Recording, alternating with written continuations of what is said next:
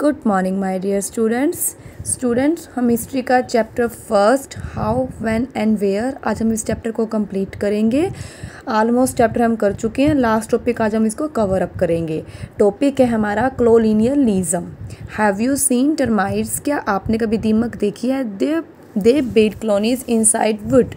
They eat the wood, damage it and turn it into dust. कि वो क्या करती है, वुड को खा जाती है और उसको डस्ट में कन्वर्ट कर देती है।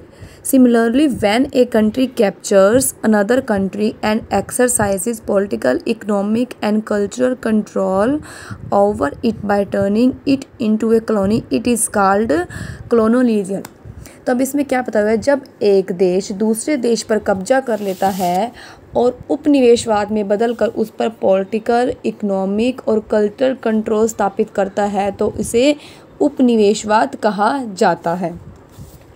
This drains the resources of the colonized country as the colonizer uses the former resources to develop its own economy। यह उपनिवेशिक देश के रिसोर्सेज को हटा देता है क्योंकि उपनिवेशवासी अपनी अर्थव्यवस्था को विकसित करने के लिए खुद के रिसोर्सेज का यूज़ करते, खुद के रिसोर्सेज का उपयोग करते हैं। The political system and culture of the colonized country are influenced and damaged in the process।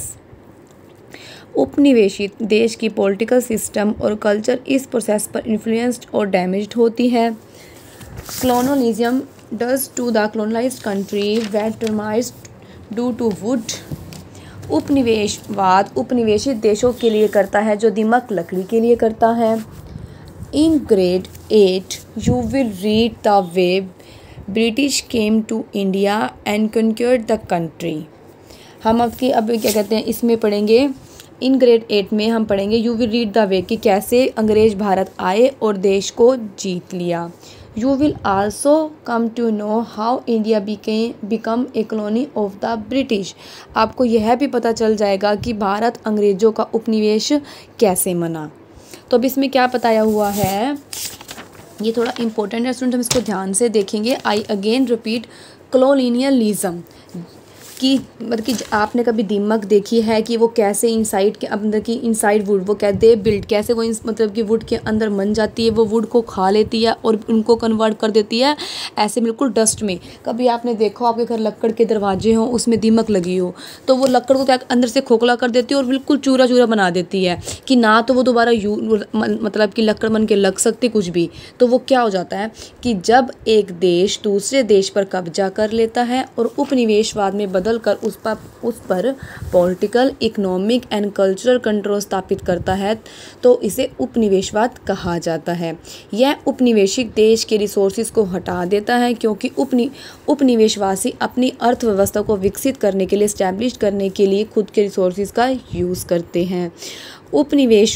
उपनिवेशित देश की पॉलिटिकल सिस्टम और कल्चर इस प्रोसेस में इन्फ्लुएंस्ड और डैमेज्ड होती हैं। उपनिवेशवाद उपनिवेशी देशों के लिए करता है जो दीमक लकड़ी के लिए करता है। अंग्रेज मतलब उसमें क्या था कि 8th क्लास में पढ़ रहे हैं कि अंग्रेज भारत आए और देश को कैसे जीत लिया। आपको यह भी इसमें पता चल जाएगा कि भारत अंग्रेजों में उपनिवेश कैसे बने। आई होप स्टूडेंट्स आपको अच्छे से क्लियर हो गया होगा। इसके बाद आपकी बुक में दे रखा है सोर्सेज ऑफ कॉलोनियल हिस्ट्री, ये आप खुद रीड करेंगे। इसमें क्या बताया हुआ कि सोर्सेज क्या होते हैं। सोर्सेज स्रोत हो गए कि you have read in earlier grades, टेक्नोलॉजिक्स और ऑफिशियल रिकॉर्ड्स आर इम्पोर्टेंट कि इसके क्या होते हैं, रिकॉर्ड होते हैं जो हम रिकॉर्ड मेंटेन करके रखते हैं। One of the primary sources इसमें जो भी दिया हुआ है रिकॉर्ड्स में होते हैं, जैसे हमारे रिपोर्ट्स होगी, मैप्स, लेटर्स, मेमोज क्या होता है, एक brief written message by a one person in a organization to another कि एक ब्रीफ में मैसेज रिटन होता है by one person in a organization to another, किसी और को देना। तो ये सोर्सेज ऑफ कॉलोनियल हिस्ट्री का आप खुद से रीड करेंगे। इसके बाद हम देखते हैं आपकी बुक में दिया हुआ है सर्विस एंड ब्रिटिश हम करेंगे, फिर हमारा चैप्टर कंप्लीट हो जाएगा। इस चैप्टर को आप अच्छे से करेंगे क्योंकि इस चैप्टर के बेस पे ही आगे हमारे 1-2 चैप्टर और भी हैं हिस्ट्री के।